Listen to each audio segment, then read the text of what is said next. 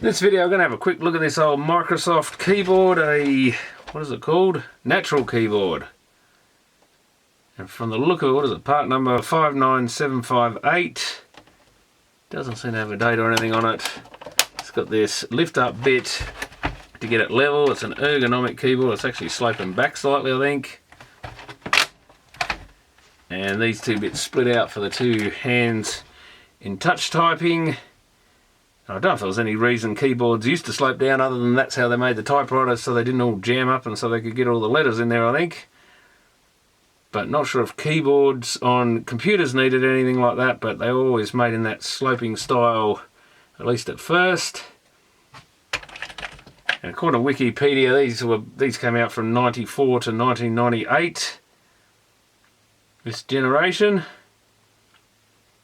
Unfortunately, this one's, well, besides it was absolutely filthy, I've cleaned up a bit. Quite a few of the letters are starting to wear off. Not in very good condition. I saved it from a friend's place when they were moving. I think it had been stored down under the house or something for a while. Just because it was an old one, I thought it was definitely 90s, but didn't realise it was maybe quite that early. I know they started bringing out these sort of ergonomic keyboards. It was all the rage somewhere around then. And supposedly they sold a whole ton of the things. So they did really well. Back when Microsoft actually could put out the occasional decent product, I guess. Yeah, to reduce your risk of RSI.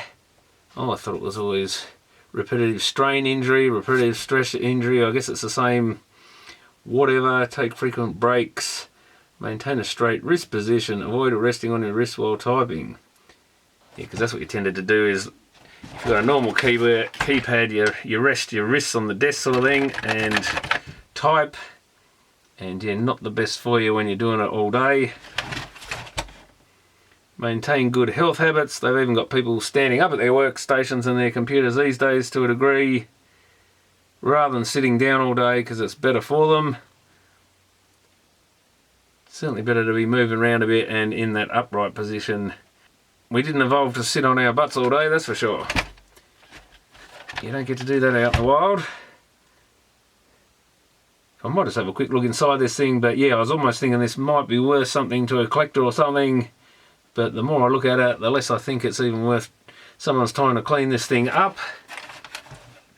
Well, I've got a few big, I doubt there's much in it. I think they're made by Keytronics, who made a lot of keyboards. It's probably just one of the membrane type, like your microwave keyboard in a microwave oven or something, just one of those flat multi-layer bits of plastic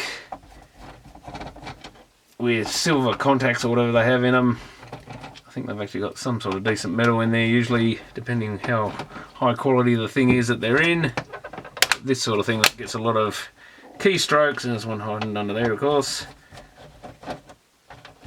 Earlier keyboards, they actually had things like reed switches in some of them, or metal contacts.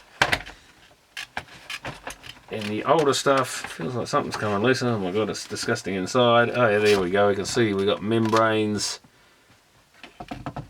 We've got some sort of chip there. And yeah, a lot of dirt. Made in the USA, so it was actually still made in America. Not surprising back then, I guess. China hadn't quite taken over everything, and there was probably enough margin in it to make it.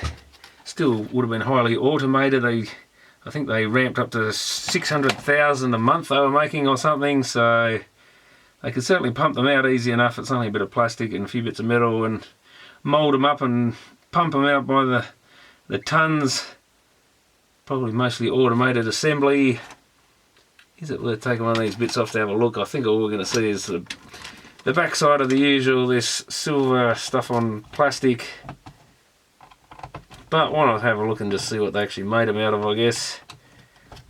Because this was definitely, it was more the 80s and stuff that used to have still real contacts and stuff, as in metallic contacts and circuit boards, things soldered to them and that in keyboards, which is why they're a lot more expensive too. And there we go. And yeah, there's all dirt on the other side. This thing is filth. Oh my god. Look at it. I knew this had been in storage quite a while. But man, in the junk heap under the house by the look of it. So yeah, well, probably beyond it, but 2 layers of that. I think some people did collect these for scrap metal, and you could supposedly get some scrap silver or something out of them, but it'll be such a microscopic amount each time. Barely worth the bother, but I guess if you could hoard tons of them, as in you would need tens of thousands of keyboards to get any decent weight, I would think. It might be worth something, but yeah, just a little rubber bits. Of course, a microwave oven doesn't even bother with that. They just have another sheet over the top, and you're pressing on the top sheet, pushing those 2 sets of contacts together. These keys have got to have a proper, like, tactile feel and all that, like in telephones and a lot of things as well. So people prefer a rubber bit over the top, and yeah, with keyboards you definitely need something, since you're really going to be using them. And that doesn't want to go back in, is it? No, it's just, I'm going to say, probably just the keys I'm pressing on, but that's all it is. A couple of sheets of plastic. That's why they could manufacture them so quick.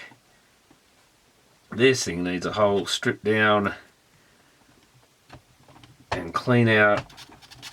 Certainly could be fixed, but I don't think in the condition it's in it's worth it.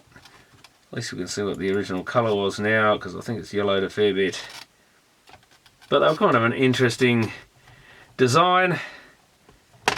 Certainly look a bit weird. And they certainly did back then, because everything before that was your very boring rectangular keyboard, full size. Even laptops had the same type of keys normally, maybe a bit more compact keyboard or whatever, but basically the same style of keyboard. And you know, even some calculators and stuff weren't much different, so we were kind of used to big keyboards like this. Now it looks pretty antiquated. That's the colour that side, that's the colour that side. Yeah, quite a bit of yellow difference. I was going to look quickly what the chip was and what it says on it. Yeah, Keytronic, copyright. Almost looks like copyright 1980, surely not. Yeah, it's got M and C. Not sure what the M is, but 1980 is when it was. So maybe it's the same chip, the ASCII character set or whatever, going right back to then, and they could still use that in these things. Quite possible. I don't know if they had any, like, I think some of them had programmable function keys and stuff actually in the keyboard, possibly, or via the software to the keyboard, but this is probably just a pretty basic one. Probably just the same as your normal QWERTY keyboard of the day. Nothing special, so that chip probably hasn't really changed since 1980, or the software on it at least. Maybe the chip's changed a bit. I guess the copyright is for their software. Like I say, I don't know what an M in a circle is. I'll have to look that up. Copyright 1995 Keytronic. So the M and C is 1980. The other C is 1995. So this one must have been made after 1995. 20417-978031. Probably gives some idea of that specific chip type. And we've got 2 ferrites on here for some reason. Is that different cables? I think it's the same cables. They really had to do their RF or digital noise suppression there, I guess, which is kind of the same thing. The digital noise gets into radio frequency equipment. PCB 62157-1, registered to Keytronic 94V. I think a lot of them had 94V on them, but oh, that's it. There's a bit of scrap aluminium in there and a wire on it if anyone wanted to bother scrapping one, but not really worth your time. At least it's clean aluminium once you undid a heap of screws. But yeah, it weighs next to nothing, probably a couple of aluminium cans worth or something. Not much else there. It would take a bit of getting used to, that's for sure. It's certainly a weird position, but I can see how that's kind of relaxing to have your hands in that sort of spread out position rather than crammed together, because that is not normal. Whereas that feels just like you're putting your hands, if you just, well, you could imagine what you're putting your hands on there, but if you're just putting them in a relaxed position, So yeah, quite a good resting position, and yeah, it's a bit even stranger when you lift it right up, but yeah, I can see how that's a lot less strain on your arms. Your arms aren't sort of hanging so much in a strange way, and you're not bending, you're not pulling on, because that is not normal, and I think to do what you got to do on a normal keyboard. Yeah, I can see how they definitely would have worked, and if they sold so many of them, you would assume either that corporate was saying, well, we have to do it so we don't get sued. At least we showed that we bought them all RSI prevention keyboards, or they actually worked and people liked them and everyone wanted them. Quite likely it was just a HR trend or something, but to be fair, that does actually feel a lot nicer. I think I'd prefer to type on that thing all day. It'd probably take your eyes at time. Even with touch typing, you tend to have to look occasionally, and yeah, the touch typing is going to go out of whack a little bit at first, I think. I saw on Wikipedia they stupidly changed the layout of the arrow keys on the next model after this one, or maybe the one after this one.